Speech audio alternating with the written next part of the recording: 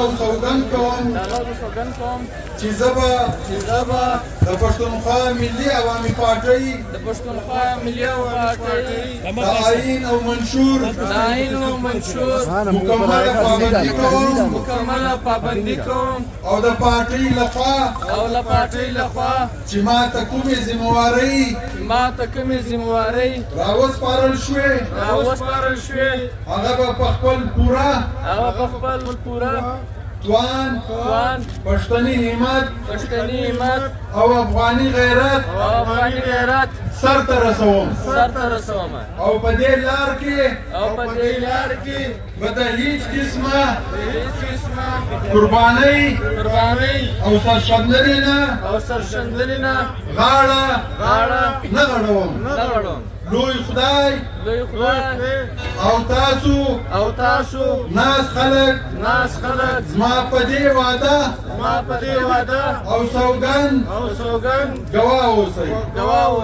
ټولو ته مبارک شه. زنده‌باد.